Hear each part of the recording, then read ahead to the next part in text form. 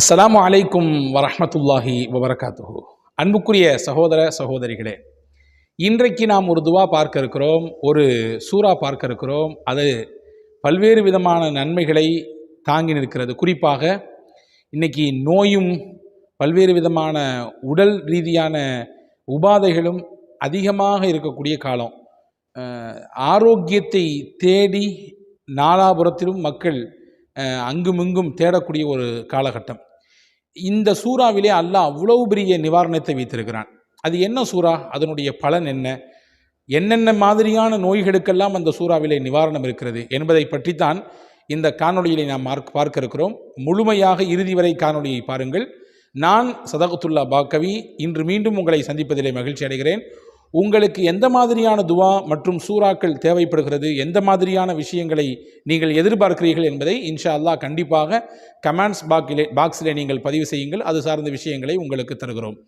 வல்ல அல்லாஹினுடைய அறப்பெரும் கிருபையினாலே நாம் எல்லோரும் மனனம் செய்திருக்கக்கூடிய ஒரு சூறா, ரொம்பவும் படிப்பதற்கும் ஓதுவதற்கும் எளிமையான இலகுவான ஒரு சூறா.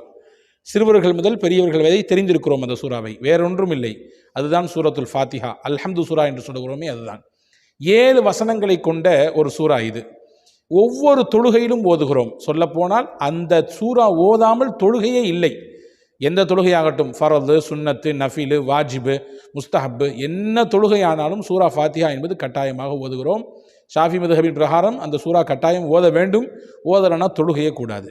7 வசனங்கள் தான் அதிலே. ஆனால் அந்த வசனங்களும் அந்த சூறாவும் எவ்வளோ பெரிய பலனை தருகிறது தெரியுமா? நபிகள் பெருமானா ஸல்லல்லாஹு அலைஹி வஸல்லம் பல பெயர்கள் விட்டார்கள் அந்த சூறாவிற்கு. உம்முல் குர்ஆன், குர்ஆனுக்கே தாய் என்று சொன்னார்கள் அந்த சூறாவை. அதே போன்று சபுல் மசானி, திரும்ப திரும்ப ஓதப்படுகிற 7 வசனங்களை கொண்ட சூறா என்று சொன்னார்கள். இப்படித்தான் அந்த சூறாவிற்கு ஒரு பெயர் இருக்கிறது, அஷ்-ஷாஃபிய்யா, எல்லா நோய்களுக்குமான நிவாரணத்தை தரக்கூடிய சூறா என்று பெருமானா ஸல்லல்லாஹு அலைஹி வஸல்லம் சொன்னார்கள். ஏன் இதற்கு ஷாஃபியா என்று பெயர் வந்தது? இதற்கு பின்னால் நபிகள் பெருமானா ஸல்லல்லாஹு அலைஹி வஸல்லம் காலத்தில், அவர்களுடைய வாழ்க்கையிலே, அவர்களுடைய காலகட்டத்தில் நடந்த ஒரு நிகழ்ச்சியை நான் இங்கே சொல்கிறேன்.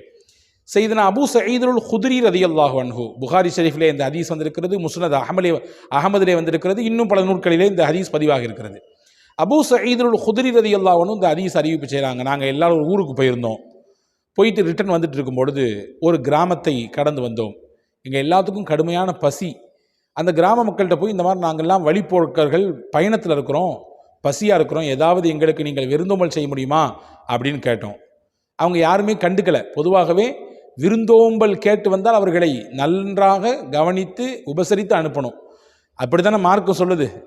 விருந்தோம்பலுக்கு பெயர் போன மார்க்கமாச்சே இஸ்லாம். ஆனால் அந்த பகுதி மக்கள்லாம் அதை பெருசாகவே நடத்துக்கல, கண்டுக்காமல் போயிட்டாங்க. இவங்க ரொம்ப களைப்படைந்து அந்த ஊரினுடைய எல்லையில் அப்படியே அந்த மரத்துக்கு கீழே கொஞ்சம் உட்கார்ந்துருந்தாங்க. அந்த நேரம் பார்த்து அந்த ஊரில் இருந்த முக்கியமான தலைவருக்கு பாம்பு கொட்டி உடம்பெல்லாம் விஷம். சில ஹதீஸுகளுடைய அறிவிப்புகளிலே கருந்தேல் வந்திருக்கிறது, சில அறிவிப்புகளிலே பாம்பு என்று வந்திருக்கிறது. ஆனால் ஏதோ ஒரு விஷ ஜந்து அவர்களை கொட்டி விட்டது. விஷம் உடம்பெல்லாம் பரவிடுச்சு. மூச்சு பேச்சு இல்லாமல் அப்படியே மூர்ச்சையாகி கிடக்கிறார். மூச்சு பேச்சு இல்லாமல் அப்படியே கண்ணை மூடி கிடக்கிறாரு. ஊர் மக்கள்லாம் அப்படியே ஆளாக பறக்கிறாங்க. என்ன பண்ணுறது, எப்படியான மருத்துவம் கொடுக்கறது, யாருக்கும் ஒன்றும் தெரியலை. கடைசியில் அந்த ஊரில் இருந்த ஒருத்தர் சொன்னால், எப்பா கொஞ்ச நேரத்துக்கு முன்னாடி ஒரு பயணக்குழு வந்துச்சு இல்லை, அவங்க ஊர் எல்லையில் தான் தங்கிறதா கேள்விப்பட்டோம், அவங்கள யாராவது மருத்துவர் இருக்கிறாரா, அவங்கள யாராவது வைத்தியம் செய்கிறவங்க இருக்காங்கன்னு சொல்லி பார்த்துட்டு வாங்கப்பா அப்படின்னு சொன்னாங்க. ஓடி போனாங்க 4 பேர். போய் இந்த மாதிரி வந்து உங்களில் யாராவது வந்து வைத்தியம் செய்கிற ஆள் இருக்காங்களா, எங்கள் ஊர் தலைவருக்கு இந்த மாதிரி ஆகிப்போச்சு, யாராவது வந்து ஹெல்ப் பண்ணுங்களேன் அப்படின்னு சொல்லி கேட்டோம்னா, அந்த குழுவில் இருந்த சில சொன்னாங்களா, நாங்கள் இப்போ தான் வந்து உங்கள்கிட்ட விருந்து கேட்டோம், நீங்கள் யாருமே கண்டுக்கலை, இப்போ வந்து எங்கள்கிட்ட வந்து உதவி கேட்குறீங்களே, சரி ஓகே நாங்கள் செஞ்சு தர்றோம், நாங்கள் செஞ்சு கொடுத்தா எங்களுக்கு என்ன பலன், என்ன தருவீங்க அப்படின்னு கேட்டாங்க. என்ன நீங்கள் கேட்குறீங்க, எதிர்பார்க்குறீங்கன்னு சொல்லி அந்த ஊர் மக்கள் கேட்க, எங்களுக்கு 30 ஆடு தரணும், தந்தீங்கன்னா நாங்கள் வந்து வேணால் பலன், நாங்கள் உங்களுக்கு வந்து வைத்தியம் பார்க்குறோம் உங்கள் தலைவருக்கு அப்படின்னு சொல்லிட்டு ஓகே என்று அந்த டீல் வந்து பேசி முடிச்சாச்சு. 30 ஆட்டின் பெயரிலே இப்பொழுது இங்கிருந்து ஒருவர் மருத்துவம் செய்ய ஊருக்குள்ளே போகிறார். போனவர் சையதுனா அபூ சயீதுல் குத்ரி ரலியல்லாஹு அன்ஹு, பிரபலமான ஒரு சஹாபி. இவர்கள் போனாங்க. படுத்த படுக்கையாக மூச்சு பேச்சு இல்லாமல் கடந்த அந்த மனிதருக்கு பக்கத்திலே போய் உட்கார்ந்து ஏதோ ஊதினார். எப்படி வருகிறது என்றால், ஹதீஸனுடைய வாசகம், ஒன்றுமே ஏற்படாத மனிதரை போன்று திடீரென்று அப்படி கண்விழித்து எழுந்தார். எழுந்து அப்படி தட்டி விட்டுட்டு இப்படி நடந்து போகிறாரு பேசாமல். எதுவுமே இப்படி ஒரு விஷத்தந்து கொட்டிய மாதிரியும் அவருக்கு தெரியல. என்னாச்சு ஏதாச்சு அப்படின்னு பதட்டப்படல. அப்படி ரிலாக்ஸாக தூங்கி எந்திரிச்சா எப்படி நடந்து போகிறோம் அந்த மாதிரி நடந்து போனாராம்மா. அப்போ அந்த மக்களுக்கெல்லாம் சந்தோஷம். சரி, எங்கள் ஊர் தலைவரை நீங்கள் வந்து இந்த தீங்கிலிருந்து காப்பாற்றிட்டீங்க, உங்களுக்கு நாங்கள் கொடுக்க இருந்த வாக்கு கொடுத்து அந்த 30 ஆட்டை கொடுத்துட்றோம் அப்படின்னு சொல்லி கொடுத்துட்டாங்க. இதை வாங்கிட்டு பயண குழுவிடத்தில் அபூ சயீத் அல் குத்ரி ரலியல்லாஹு போன உடனே, சரி எல்லாத்துக்கும் ஷேர் பண்ணிக்கலாம், இதை இப்படி நீங்கள் தனிநபராக இருந்தாலும் இப்போ ஒரு குழு, இது நம்ம எல்லாரும் சேர்ந்து ஷேர் பண்ணிக்கலாம் அப்படின்னு சொல்கிற நேரத்தில் அபூ சயீத் அல் குத்ரி ரலியல்லாஹு சொல்லிட்டாங்க, ரசூலுல்லாஹ்ட்ட இந்த விஷயத்தை எடுத்துகிட்டு போய் சொல்லி இது ஹலாலா ஹராமா, இப்படி நாம் ஒரு விஷயத்தை செய்து நமக்கு அன்பளிப்பாக கிடச்சிருக்கு, இதை சாப்பிடலாமா சாப்பிடக்கூடாதான்னு ரசூலுல்லாஹ் சொல்லாமல் இதை நம்ம யாரும் தொடக்கூடாது, ஓகேவா அப்படின்னு சொல்லிட்டு எல்லாரும் கிளம்பி முஹம்மது ஸல்லல்லாஹு அலைஹி வஸல்லம் இடத்துல மதீனாவுக்கு போனார்கள். மொத்த கதையும் சொன்னார்கள்.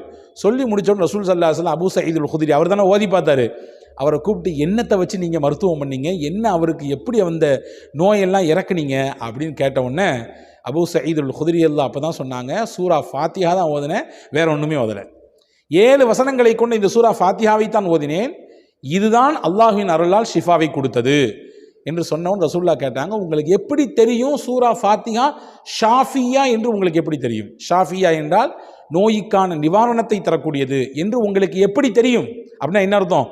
அப்போ சூரத்துல் ஃபாத்திஹா நோய் நிவாரணத்திற்கான வேண்டி உண்டான சூறா தான் என்பதை ரசூல் ஸல்லல்லாஹு அலைஹி வஸல்லம் உணர்ந்திருந்தாங்க. அதை தான் கேட்குறாங்க, எப்படிங்க உங்களுக்கு தெரியும்னு கேட்டாங்க.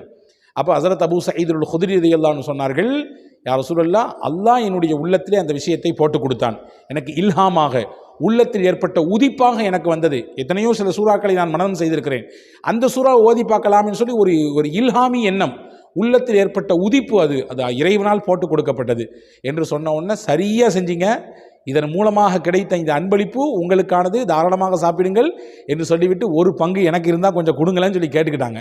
சொல்லி முடிச்சுட்டு ரசூலுல்லாஹ் சிரித்ததாக ஹதீஸில் வந்திருக்கிறது.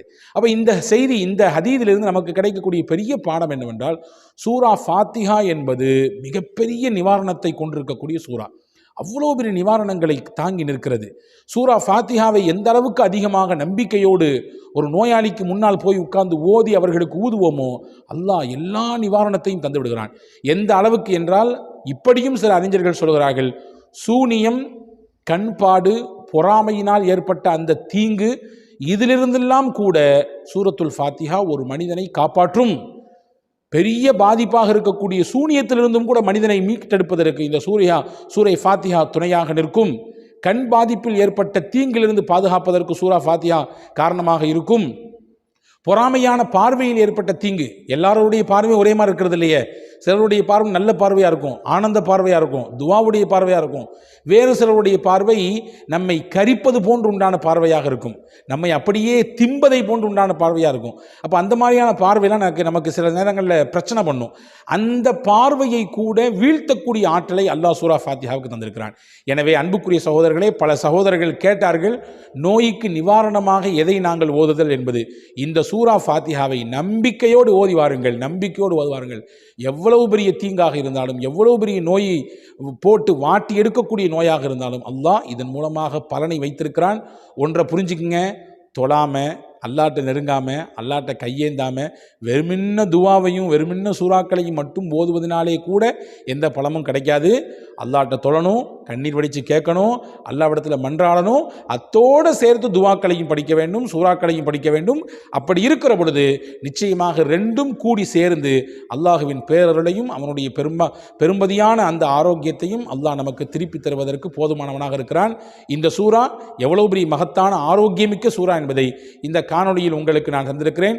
வல்ல அல்லாஹ் பேணி பின்பற்றி நடக்கக்கூடிய பாக்கியத்தை நம் யாவருக்கும் நசீபாக்குவானாக. அஸ்ஸலாமு அலைக்கும் வரஹ்மத்துல்லாஹி வபரகாத்துஹு.